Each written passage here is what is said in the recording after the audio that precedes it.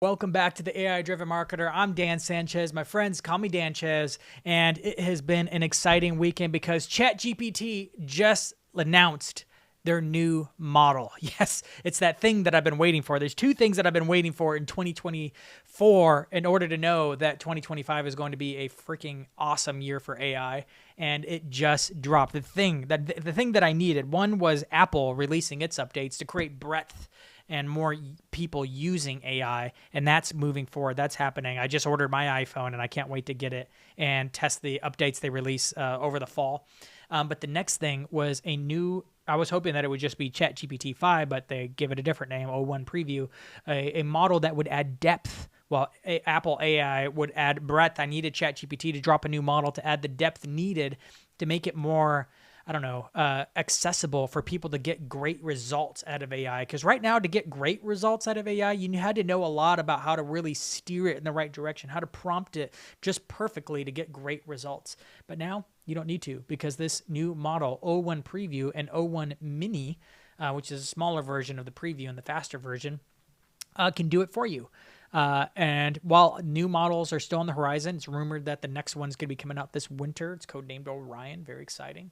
I don't even know what's coming in that one. And honestly, I don't freaking care, because what they released just this last Thursday, and I'm recording this on a Monday after testing it all weekend, I am excited to share some use cases for you and some learnings that I've had playing with this model all weekend, called O1 Preview. And the reason why it's exciting is because it can freaking think. Yes, it can think. Now you're like, oh, Dan, hasn't AI been thinking the whole time? Isn't that what makes it artificial intelligence? Yes, but what this does is actually slows down to consider what's being asked of it and actually walks through a reasoning pattern. So before it answers, you can see it flashing on the screen like, oh, let me thinking through this, thinking through that before it actually responds to you. And the cool thing is, in the UI, you can go back and see its whole thought process before it actually addresses your prompt. Now, so there are some limitations to O1 Preview. Before we get started into those use cases, in that O1 Preview is only for paid tiered ChatGPT. You got to be paying for the Plus at $20 a month. I know if you haven't done it, do it now, because O1 Preview is freaking amazing, and I want to show you all the ways that it is. It's amazing. It has some limitations still, even if you're paying for it. It can't do some of the things that the 4.0 model can do. You can't upload documents to it. You can't search the web with it. You can't hook it into custom GPTs. It can't create images or analyze images. It's just plain text, like it was when ChatGPT 3.5 first launched. So you pretty much, whatever it knows from its long-term memory or whatever you give to it in the prompt. Those are the current limitations. It's also slower, which is a feature for it to slow down and think. So, and one last limitation, O1 Preview can only you can only prompt it 30 times within a 7-day period. So it gives you it slows you down on being able to prompt it all the time, every time, because I'm sure it costs a lot more for it to walk through this model as far as a computer server processing thing. So they're limiting it a little bit. And I think accessing it through the API is also more expensive than usual, because this model takes a bit more compute. The O1 Mini, I believe you get even more than 30, probably like 60, 70, maybe even up to 90. I can't remember the number, but it's something much higher. But honestly, I will probably be tapping out my O1 Preview 30 every week, because it's the only one I'm going to be using moving forward, provided it's not already a custom GPT I need, or I need it to analyze a document of some kind. If I'm just going straight to ChatGPT, it's probably going to be O1 Preview, because it is freaking amazing, and it's not that slow. Like it thinks for 5 to 20 seconds, 30 seconds, but the thinking is always worth it, because it always gives me better results. I'm so excited about what this means for marketers. But let me give you 6 different case studies, and I've tested lots of things, and I was going to include a lot more case studies for you, but this recording started getting a little bit long. I've actually already recorded it once and recorded the wrong screen. So sad, but this is my second time. So considering I've already spent 40 minutes recording this once, and this is my second time, please give me some star ratings. Give me a thumbs up on YouTube if you're watching this, because I've now had to do it twice. So I'm back here for you guys, and I want to get this out. So let's jump into some case studies and then talk about why they're important as we go along. First case study. This is the first thing I prompted it as soon as it came out. I gave it a stupid short prompt with no context. It's a ridiculous prompt, because it would be a ridiculous prompt for a human. I said, "Can you make me write me a marketing plan?" Like, if you asked a consultant that specialized in marketing plans to write you a marketing plan with no other context, it knows nothing about you and your business, this consultant would be like, no. But AI would. It would do it before, and it would just go through and rush and make you a marketing plan, and it would suck because it didn't have any context.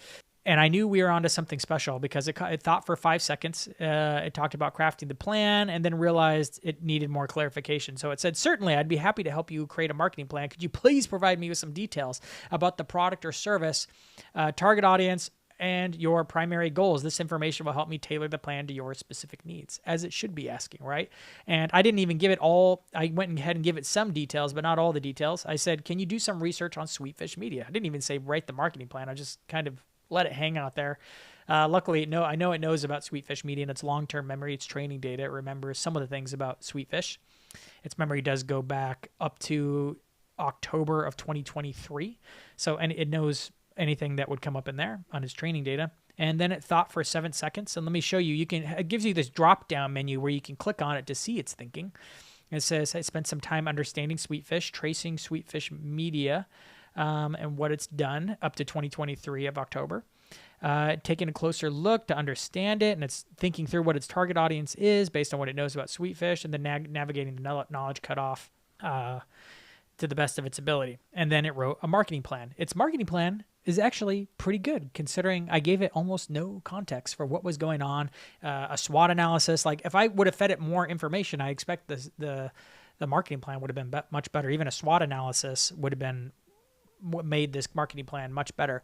But still, the executive summary, the company overview, the market analysis is not bad. Not bad. Way better than what it would have done before. I think the most exciting thing is it's just taking time to think about it and putting together a decent marketing plan. If you don't know how to write a marketing plan, just giving it a bunch of information and context about the company and then asking it to do a marketing plan, I would say with O1 Preview is probably going to be better than not having one at all. It's going to be it's going to be way better than not having a plan at all. So everybody's on the same page as far as to what's going on. It did a good job of even ascertaining what the primary audience is and the secondary audience is. For some reason, it somehow knows that marketing directors, content strategists, and B2B companies are the primary audience. I'd say VPs of marketing, but it said secondary audience is C-suite executives interested in thought leadership and brand direction through podcasting. And it's right, because I've been the marketing director for this brand, and that's pretty spot on. It did a good job. As a marketing director who's actually written a marketing plan for Sweetfish, this is a pretty dang good first draft considering I gave it no context. That's when I knew. I was like, O1 Preview. It's got some chops. So let's see what else I've tested and what some practical takeaways would be. This next one, if you've been following my podcast for long, you know I created a custom GPT called Nameframe. If you go to aidrivenmarketer.com and search around, you'll find a link to Nameframe, and you can use it to come up with creative names. It takes the process from a book called Hello, My Name is Awesome by Alexandra Watkins that utilizes a simple naming process. I won't go into it. If you're looking at the video here, you can see the step-by-step process, but I won't bore you with the whole process. But it's a fantastic process for coming up with the name. I highly recommend it. But it's different than just asking it for a name. But if it follows this process, it comes with much more creative names. So I did an experiment and I was actually working with a friend on a name for a podcast for Christian men living victoriously over sin, shame, and living a life of God-driven purpose. The topic for this podcast. And I then outlined the naming process. Again, I used to have to break it down step by step for it to go one step at a time because ChatGPT was not capable of taking a full step-by-step process, 1, 2, 3, 4, 5, in one single prompt and then executing them all. No, couldn't do that. So you had to let it do one step at a time in a chain prompt or a custom GPT to do it. And then I also gave an example of what the output should look like to make sure it stayed on path. It's always good to give AI an example. Even with the smarter O1 Preview, examples are miraculous. Us humans need them. Help our AI friends do better work by giving them examples too. And then it went and thought for 40 seconds. So this is a longer one, 40 seconds. But its results were much better, much, much better. Because before, it couldn't reason through each step one at a time. As simple as it is to us, it struggled. It would just like jump into it and kind of skip some of the steps in its eagerness. Here's its thought process. If again, I'm going to click the drop down for it to open up, and it said gathering creative ideas. And there's actually a couple, like a paragraph or a few sentences for each one of these, but I'm just going to read the headlines and its thought process to give you an idea. gathering creative ideas, weighing the vibe, identifying rhymes, exploring rhyming connections, connecting the dots, piecing together, transforming titles, evaluating podcast names, evaluating potential titles, shifting through meaning, mapping rhyming words with movies. So you can see it's thinking through all the elements that I've asked it to think through, and then it actually executed it almost perfectly. It would have done perfectly if it had a larger ability to put out more than 3,000 characters in an output. That's still a limitation it has. But because this is a really, as simple as this process is, it still takes a lot of characters to think through all the things. And I'll kind of walk you through the naming process because I think it'll help illustrate this point. It starts by developing a list of words that relate to the content of the show. Since I gave it a topic, of course, it came up with words like men, faith, God, life, hope, truth, grace, strong, pure, light, rise. It then comes up with, and I did this really well, step 2, find 5 words that rhyme with each of those words. So we have like a dozen words, and then it needs to come up with 5 rhymes for each of those dozen. So we're getting a pretty long list, why it runs out of characters. Men, is the first word, so it came up with den, ten, when, pen, then, right? And it did that for all the words. And then the next step in this naming process is to find movie titles, idioms, or idioms with the rhyming words and swap out the words. So Den of Thieves is the movie title, become Men of Thieves, right? And then you're just looking for interesting names. It's a creative brainstorming process to get a lot of ideas out for you to find a few that work good. We have Hot Rod, Hot God. You're like, oh, okay, that ain't quite working out. So it went through and walked through that process. It started running out of character limits because it probably could have found a lot more. And then did some analysis on looking for meaning within the names, like a double entendre that fits the topic, a deeper meaning or fun angles, right? That's generally what I'm looking for when I'm walking through this process. And then gave me an analysis of final name ideas. And they're pretty dang good, way better than if you would have just asked it for names. You have Light Club, The Good Life, Lost in Grace, Fountain of Truth, Rise Guys, The Strong Man, The Pure, Grace Off, Do the Light Thing, and Truth Fairy. Now, obviously, some of these are ridiculous, like Truth Fairy, like no men's ministry is going to want that. But Lost in Grace is kind of interesting. Light Club, interesting. Grace Off, interesting. Contenders, worth putting down on a list to consider with other names. And it did a fantastic job. This process was impossible if you didn't break it out before, but now it can. The reason why this is important for us marketers is that you used to have to break down your thinking and your process in order for AI to do a relatively good job. But I've noticed after working in consulting and working with lots of marketers and businesses that it is very difficult and uncommon for people to be able to break down a process into a step-by-step directions. And I'm not saying this to say like, oh my gosh, I'm so smart. I don't know. I do it kind of naturally. And this has been one of the things what's made me a good consultant is breaking down into step-by-step processes to make it easy for others to follow along with. But that was what you had to do in order to make AI work well for you. Now you don't have to. You can kind of throw it a generic like, hey, do this, and it's going to be able to think and use the logic to think for you and walk through either walk through your process or build the process itself in order to come to a much better output.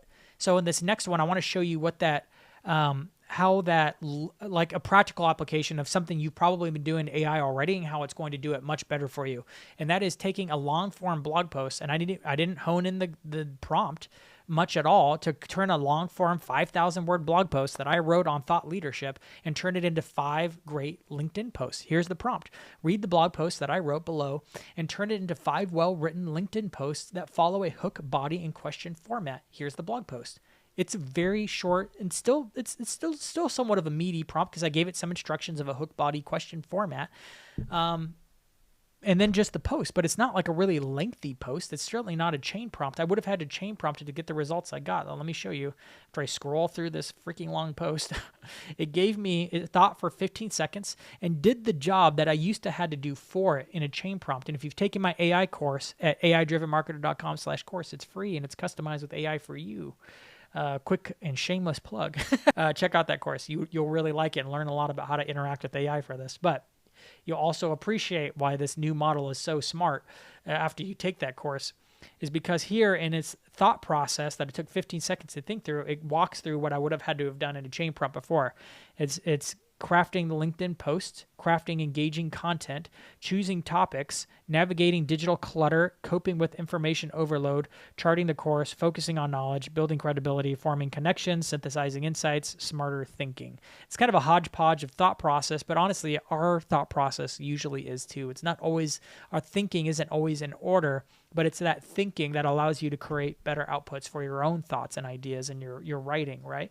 And I can tell you, I'm not going to read the LinkedIn posts, but it did give me 5. They are wonderful because I can tell that it actually wrestled with the main ideas of the post and then translated them in a way that would work for LinkedIn. And even though I didn't give it, I usually tell it to not use so many emojis. For some reason, it used to think that LinkedIn like needed a lot of emojis. It put the right emojis in the right place, created great hooks, and had great questions in it. And I could probably refine it more to get better answers, but its first pass created fantastic LinkedIn content. As someone who's read a lot of LinkedIn posts, I'm like, ugh, some of his stuff I've seen it right before. I'm like, that's not a LinkedIn post. That's a freaking newsletter. In fact, I think LinkedIn posts were so good as newsletters that all my newsletters, if you've gotten one for me, is usually me prompting it, write a LinkedIn post because they were so long, but still they were great newsletter content. Now I'm looking at it and I'm like, wow, these are great LinkedIn posts. It's better to contextualize it, is so much better. And again, the main thing that it did that it struggled with before on a single prompt was to find the main ideas of the post and then encapsulate them in a way that was appropriate for LinkedIn. And it like hit it out of the park. Again, I might reprompt it a little bit with a little bit more of my writing style and personality in it. And probably a little bit more detail about what type of question to ask. But for just the simple 1-sentence prompt, it slayed. It did so good. Like, this is something that every marketer can be doing with all their past content like today. So another reason why O1 Preview is probably going to just become my normal. It's as long as I still have instances left because it only gives you 30 throughout the week. I'm probably just going to go straight to O1 Preview every time and then go straight to O1 Mini every time afterwards because its output is just so much better. Let's go to another example. This one's really exciting. Everyone's talking about how O1 Preview is so good at code. Now, I used to use other AI models to write small pieces of code because it could only handle small pieces of code. So I was using it as a web designer to do little snippets of JavaScript, maybe like 10, 15 lines of JavaScript, could do little things, like one of my favorite things. Instead of making an image do something dramatic or having to call attention to an image or a call out of some kind, is just to have like the image just kind of like wiggle a little bit. Just a little bit of subtle motion went a long way in web design. If you needed to call attention to something, you didn't want to make it like a bright color or something, or make it just bigger. Is just to make it bounce a little bit or wiggle, but you needed JavaScript to make things move, so I would often use it for that. And it was incapable of really coming up with larger code. Now I just tested it, and I've worked with WordPress for 14 years, and I haven't tested it to make sure it works because, again, I've only had this over the weekend, and I have a lot to test with this still. But I say, can you create a WordPress plugin that scrapes a podcast RSS feed and publishes episode contents as posts? This isn't that complex of a plugin, but is way beyond something I would have been able to make before, and way beyond what AI would have been able to make before. It spent 21 seconds thinking about it and breaking down what it would need for this plugin, and based on the instructions, yes, it's giving me instructions of what to do with the code that it's giving me. It's like step 1, create a plugin folder and file, and giving me where I know is where I would need to go. I wouldn't normally need these instructions, but in case you didn't know a lot about WordPress, this is really helpful. Step 2, add in plugin header information with the code below. Include WordPress plugin functions. Fetch and parse RSS feed. There's the code for that. Create posts from RSS feed titles. It gave some more code for that. Schedule the feed fetching, and then it gave some more code for that. And then customize plugin settings, optional, and it went through and actually elaborated on some other things you can do, some security concerns, and additional notes in order to help you build the plugin. This is the first time that I'm like, oh my gosh, we can actually use AI now to build simple plugins. And I've seen a lot of tests of this on X where people are testing it, building full out little mini video games like checkers, and it's fully functional on the first try, no iterations, and even getting close to being able to create chess. So this is exciting as marketers. You don't have to know how to develop or use code, but now you can build little mini tools in order to solve problems. You can now build your own little WordPress plugin. You can now build little calculators or other little widgets on your blog posts in order to make your content better. Think about the implications. You used to have had to work with a developer for this. Now ChatGPT can do it for you in 30 seconds. That is so freaking exciting. I can't wait to start actually improving blog posts, not just with content, but with little functional tools in order to make better content for the audience and to serve the audience better. Imagine if you could break out little pieces of if you're selling SaaS, like little SaaS applications that kind of match what your SaaS does, but on a much smaller and easier scale. You don't have to just use Google Sheets to try to come up with calculators anymore. You can actually embed it into posts and give people a little preview of your thinking and thought process with this. So I think this is going to be a boon for content marketers. You can now like essentially code. It's so cool. I can't wait to actually test some of this out and put it to work and test out this plugin, of course. So moving on. Fifth one is, if you've known me for long, you've known I've written some kids books. I've written a book called I Want to Be a Marketer When I Grow Up, and I've written a book called How to Grow an Audience, both kids books. And I've worked with Timmy Bauer, who is like a freaking beast when it comes to kids books. He knows how to write books that kids actually like to read and that make them laugh out loud. And I asked it. This was the prompt I gave it to write a kids book. Write a story for a kids book targeting third graders that teach kids about marketing. The title of the story is I Want to Be a Marketer When I Grow Up. Make it informative, but include a lot of humor that third graders would appreciate. As I wanted it to essentially rewrite the book that I've already written so I can already kind of compare and contrast to, like, after I worked with a professional kids book publisher to come up with I Want to Be a Marketer When I Grow Up, how close can it get? And I can say, I'll read you the first chapter. It did remarkably well. Like, if you want to come up with a kid's book fast and send it to your clients as little gifts, because it only costs like $5-6 to print this on Amazon on demand. It's a great cheap gift. You can customize it with your own thinking and how your business works, even if you're in B2B and want to give it to your audience so that they can explain what they do to their kids. That's why I came up with mine. This is a great way to do it. It's funny. It writes. The dialogue is smooth. Let me just read it to you. Chapter 1, The Breakfast Bonanza. One sunny morning, Max woke up with an idea so big it nearly popped out of his head like a jack-in-the-box. As he munched on the cereal, he announced, I know what I want to be when I grow up. An astronaut, guessed his little sister Lily. Nope, Max said, shaking his head. A dragon tamer, she tried again. Even better, I want to be a marketer, Max declared proudly. Lily blinked. What's a marketer? Max thought for a moment. It's someone who wants to make things sound so amazing everybody wants them. Like when Mom says broccoli makes us strong like superheroes? Lily asked, eyeing her green veggies suspiciously. Exactly, Max grinned, but tastier. Dad chuckled. Well, marketers do help tell the world about cool things. Max jumped up. I'm going to start marketing right now. And then it goes through the Max on his journey in helping all these different situations with even helping a pet store sell more guinea pigs. And Max says, guinea pigs, $10. How boring, Max exclaimed. He went inside and asked the store owner, Mr. Whiskers, who ironically had a magnificent mustache, if he could help. Right? It's that little humor of like Mr. Whiskers' magnificent mustache. I'm like, that's just kind of fun. It makes you smile. I could obviously go back and ask it like, hey, make it funnier, and it would probably add some more humor into it. But its first pass at this is fantastic. This is a great way to write a kid's book. It's just better at telling stories. It's better at thinking through everything that needs to come together because stories are complicated. And the stories it was coming up with before were kind of trite and short and simple and just weren't that good of stories, right? If you've asked it to write a story for you, even a bedtime story for your kid, you're like the plot's pretty lame. This book is really good. And is such a huge step forward that I'm like, okay, O1 preview, you're writing all my future stories. If I'm going to be writing stories. Obviously, still not at Timmy Bauer level, but it's getting there. And this last one is really powerful for me because I asked it to do something that I've wrestled with for days and weeks and still takes me so much brain power and thinking power in order to do this. Here's the prompt. Writer Andy Raskin's style strategic narrative for a podcast agency, Sweetfish Media, because this is what I've done before. Make sure that it speaks to the needs of the B2B marketers and incorporates a strong narrative that differentiates the company from its competitors and substitutes. And the strategic narrative it came up with, Andy Raskin style, is really good.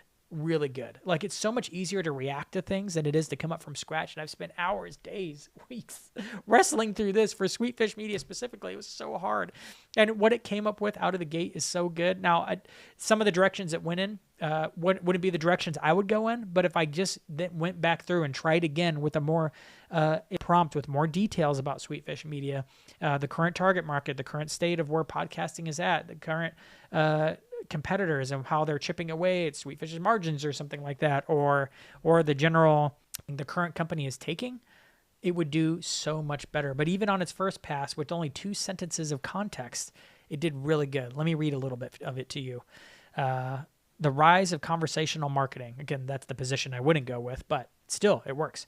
Why B2B brands must embrace podcasting now. In a digital age, a seismic shift is transforming how B2B buyers make decisions. Traditional marketing tactics are losing their edge, and the new era of conversational marketing is emerging. The old playbook is fading. Gone are the days when white papers and cold outreach dominated B2B marketing strategies. Today's decision makers are inundated with information and crave genuine connections. They seek insights, not sales pitches, conversations, not commercials. A new breed of winners is emerging. Companies that recognize this shift are leaping ahead. They're fostering authentic relationships through engaging content, becoming thought leaders in their industry. They're not just selling products or services, they're building communities. Meanwhile, organizations clinging to outdated methods are witnessing diminishing returns. Their messages are getting lost in the noise. Their brands fade into obscurity, and their sales pipelines dry up. Ooh, that's good. It's really good. The fun part about this, and the thing that you're taking away from this, like I'm taking away, is you could make 5 of these from 5 different angles and then tell it to convert it into a landing page, and it'll do it for you. And then you can split test the landing page to see which one works best for you. It is now so easy to come up with a great narrative in the angle that you want it to take, that you could take lots of passes at it, pick the one, and merge some of the other ones. This took weeks of wrestling and work and anguish and conversations before. And now you can just come up with a few options, pick one, or merge some of the ones and help tell it to take another swing at it with some more pizzazz, and it'll do it. How long did it take? It took 10 seconds for it to think through and then execute it. And of course, I have the full narrative here. It did fantastic. This is hard marketing work. This is like VP of marketing level thinking and work you'd have to go through, or CMO level stuff. Gosh, it's now easy because it can take a lot of the thinking work for you, because it can now think through things slower, which means it can give you better outputs and better conversation and better ideas in which to start from. And this is the power of O1 Preview. This is what I was waiting for. I'm like, this, once it starts taking root, because it's early days right now, nobody knows what to do with it. Hopefully, my AI-driven marketer in this podcast will start sowing some ideas for people to utilize and get busy utilizing this thing, so that 2025 comes around, AI is just going to start becoming more and more the norm. Again, Apple's creating breadth. This new ChatGPT O1 preview is creating depth to make it more accessible for marketers to get more out of AI without having to really hone and refine their prompting skills in order to get started. So it is just an exciting time to be in marketing. It's also a scary time because you're like, well, like if you could do this so fast, like do you really even need that many marketers anymore? That's left to be found out. Like we don't really know how this could impact jobs. Again, if marketing's a black hole, then maybe this just makes us have more and better outputs. Or maybe if a lot of jobs do disappear for marketers, then you probably want to figure out how to refine your AI skills so that you can be one of the few actually running all these AI things all the time. That's the kind of the way I'm seeing it. I'm like, well, if all the jobs are lost, then I'll be the one honing in all these AI bots to do the work. Or if AI is just the next golden age of marketing where marketers are using it all the time, then maybe I can be on the forefront of that. That's kind of how I'm thinking about it. Hopefully you can follow me on the journey again as we master AI in 2024. Hopefully this O1 preview overview has been helpful for you, giving you some ideas, broken down the context of how it's working, why it's working, so that you can do better marketing in less time. If this episode's been helpful, give me a rating. Find me on LinkedIn. linkedin.com/in/digitalmarketingdan, and let me know what's been helpful to you, and some ideas if you've been experimenting with it and have seen anything that's really impressive or something you didn't expect for it to happen. Message me. I'd love to get into a future episode. And thanks for listening.